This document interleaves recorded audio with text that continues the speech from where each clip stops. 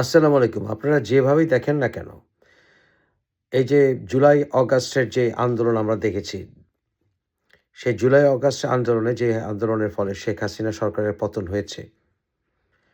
তারপর যদি কোনো বিরোধী দল ক্ষমতায় আসার অধিকার রাখে, সেটা কি বিএনপি হওয়া উচিত? বিএনপি হওয়া উচিত যদি বিএনপি দীর্ঘ সময় সংগ্রাম করে থাকে। কিন্তু বিএনপি কি দীর্ঘ সময় সংগ্রাম সঠিকভাবে করেছে? না, করেনি, করতে পারেনি। কারণ বিএনপির যে প্রধান কার্যকারী নেতা, সেটা হওয়ার কথা ছিল তারেক রহমান। কারণ খালেদা জিয়া উনি জেলে ছিলেন, অন্তরীণ ছিলেন, অসুস্থ ছিলেন। আর তারেক রহমান ভাঙা কোমর নিয়ে লন্ডনে ছিল। একটি দল পরিচালনা এভাবে হয় না। যে দলের এক নেতা উনি অসুস্থ, জেলে, এবং তার ছেলে বিদেশ থেকে দেশে এসে ক্ষমতা নিবেন, এই কারণে তার ছেলের জন্য অপেক্ষা করতে হবে। আর দল ভুগবে, দলের নেতারা সাফার করবে, জুলুমের শিকার হবে, সেটা মেনে নেওয়া যায় না। তাই দল দলের মতো আচরণ করেনি। দল নেতৃত্ব শূন্য ছিল। আপনারা কম্পেয়ার করেন ভেনেজুয়েলার সাথে।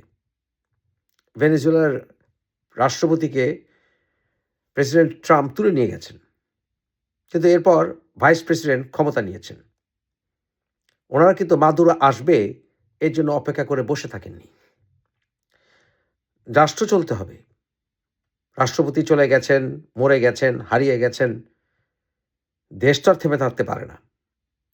এটাই গণতন্ত্র। এবং বঙ্গবন্ধু যখন মারা গিয়েছিলেন, এরপর শহীদ রাষ্ট্রপতি জিয়াউর রহমান বলেছিলেন, "so what? We have vice president." ঠিক একইভাবে এটাকে কিন্তু ভুল অনুবাদ করেছিল আওয়ামী লীগ। রাষ্ট্র চলবে রাষ্ট্রের মতো, দল চলবে দলের মতো। নেতা মরেছে, নেতা নেতা জেলে গেছে, এজন্য দল আটকে থাকতে পারে না। এটা হচ্ছে দলের ভেতরকার গণতন্ত্র এবং দল সেরকমই হওয়া উচিত। অন্যথায় দলের ১২টা বাজে। তাই দলকে সবসময় অল্টারনেটিভ নেতা, নেতৃবর্গ তৈরি করতে হয়। যেটা বিএনপি, আওয়ামী লীগ দুটো দলই ব্যাপকভাবে বিফল হয়েছে। আমাদের প্রজন্মের কোনো নেতৃত্ব আওয়ামী লীগ বা বিএনপি গড়ে তুলতে পারেনি, সঠিক নেতৃত্ব। এই জন্য এই দুটি দলই বিপদে। কারণ এই দুটি দল পরিবার ভিত্তিক। অন্ধের মতো ধরেই নেওয়া হয়েছে খালেদা জিয়ার পরে তারেক, তারেকের পর তার মেয়ে। একইভাবে বঙ্গবন্ধুর কন্যা শেখ হাসিনার পর তার ছেলে, মুজিবের পর সজীব, সজীবের পরে এখন কে জানে কে হয়, টিউলিপ নাকি কে জানে, লন্ডন থেকে এসে নেত্রী হয়ে যায় নাকি। এরকম একটা অপেক্ষা করতে করতে দুটি দল এই ভেতরে ভেতরে শেষ হয়ে গেছে। মেধার চর্চা এভাবে হয় না। দলের মেধার চর্চা এভাবে হয় না। ব্রিলিয়ান্ট মানুষদেরকে দলে ভেড়াতে হলে তাদের স্বপ্নকে আটকে রাখা যাবে না। তারা স্বপ্ন দেখবে প্রয়োজনে দলের যেন প্রধানমন্ত্রী হতে পারি দেশের, এবং দলের নেতা হতে পারি। যখন আউটস্ট্যান্ডিং ব্রিলিয়ান্টরা সে পথে আটকে যায় বা তাদেরকে আটকে দেয়া হয় পরিবারের স্বার্থে, সিন্ডিকেটের স্বার্থে, তখন একসময় দলের ১২টা বাজে, যেটা আওয়ামী লীগ বিএনপির বেজে গেছে। সেটা থেকে সজীবজের জয় বের হয়ে আসবে বলে একটি ইঙ্গিত দিয়েছে আওয়ামী লীগের ব্যাপারে। দেখা যাক। তাই আমি ব্যক্তিগতভাবে মুক্তি চাই, এই পরিবারতান্ত্রিক রাজনীতি থেকে মুক্তি চাই। মেধার বিকাশ প্রকৃতভাবে হোক। আমি চাই বাংলাদেশ গোলামি থেকে মুক্তি পাক, বিশেষ করে পারিবারিক গোলামি থেকে মুক্তি পাক। এটা আমি মনে প্রাণে চাই, আপনারা জানেন। আমি আজকে থেকে বহু বছর ধরেই পরিবারতন্ত্রের রাজনীতির বিরুদ্ধে কথা বলে আসছি, এখনও তাই বলবো। আমি বলেছি ৩৫টি পরিবার এই বাংলাকে ২০০০ বছর গোলাম বানিয়ে রেখেছে। পৃথিবীর কোনো ভূখণ্ডকে এভাবে গোলাম বানিয়ে রাখেনি। গণতন্ত্রের নামে আমাদের দেশে চলছে সিলেক্টেড মোনার্কিজম বা নির্বাচিত রাজতন্ত্র। এটা মেনে নেওয়া যায় না। সিন্ডিকেটে আটকে গেছে, পরিবার তাদের সিন্ডিকেটে আটকে গেছে দুটি দল। এই সিন্ডিকেট, পারিবারিক সিন্ডিকেট সকল পর্যায়ে ভাইরাসের মতো ছড়িয়ে গেছে। সেটা মেয়র নির্বাচন হোক, এমপি নির্বাচন হোক, মন্ত্রী নির্বাচন হোক, সকল ক্ষেত্রে পারিবারিক ভাইরাস ছড়িয়ে গেছে। আমরা তাই এই পারিবারিক সিন্ডিকেট থেকে মুক্তি চাই।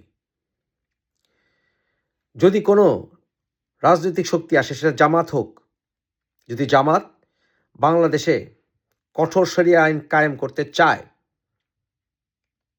আন্দোলন করব আমরা আবার। কিন্তু সেই আন্দোলনে আবার মেধার বিকাশ ঘটবে। মেধার বিকাশকে আটকে রাখা যাবে না, পরিস্থিতি তো হতেই থাকবে। কিন্তু আমরা আবার দেখতে পাচ্ছি একজন লোক ইংল্যান্ড থেকে এসে উড়ে এসে জুড়ে বসে বাবার শুক্রাণুতে জন্ম হয়েছে বলে সে প্রধানমন্ত্রী হয়ে যাবে, যে বাংলাদেশ সম্বন্ধে কিছুই জানে না, কুমিল্লায় গিয়ে ইপিজেড করতে চায়, যেখানে ইপিজেড 2000 সাল থেকেই আছে, যে কিনা পারিবারিক ফ্যামিলি কার্ড করতে চায়, সেটাও শেখ হাসিনা প্রচলন করে গিয়েছিলেন, যার কিনা সাহসের পরিচয় কখনো পায়নি, যার কিনা পড়াশোনা নেই। তাই আমাদের বাংলাদেশের প্রকৃত মুক্তি আনতে হলে সামনে এগুতে হবে, এমনকি আমাদের প্রজন্মের সঠিক নেতৃত্ব বেরিয়ে আসতে হবে। একেবারে চ্যাংরাদেরকেও দেওয়া যাবে না, একেবারে ঘাটের মোনা বুড়া 70-80 এদেরকেও দেওয়া যাবে না। আমাদের প্রজন্মকে বেরিয়ে আসতে হবে, এবং আমরা বেরিয়ে আসতে পারবো না যদি না এই পরিবারতন্ত্র থেকে আমরা দেশকে, দলকে মুক্ত করতে না পারি। তারেক রহমানের সমালোচনা করি মানেই বিএনপির বিরোধিতা করি, এটা কেন হবে? শেখ হাসিনার পরিবারের সমালোচনা করলে আওয়ামী লীগের বিরোধিতা কেন করা হবে? এই যে ব্রেইন ওয়াশ হয়ে গেছে সমাজ, এ থেকে মুক্তি চাই। বাংলাদেশে প্রকৃত মুক্তি আসতে হলে সর্বপ্রথম, সবচেয়ে ইম্পর্টেন্ট, রাজনীতি করার, সুষ্ঠু রাজনীতি করার পথ সুগম করতে হবে। হাবটের সকল ইস্যুকে সমর্থন করি না, 2-1টা ইস্যু নিয়ে আমার অত্যুক্তি আছে, বাট ওভারঅল তারপরেও এই নির্বাচনে আমি হা ভোটকে সমর্থন করব। আপনারা হা ভোট দেবেন যদি নির্বাচন হয়। পারিবারিক গোলামি থেকে মুক্তি চাই, এই সিন্ডিকেট থেকে মুক্তি চাই। সর্বপ্রথম দলগুলোতে গণতন্ত্র ফিরে আসুক।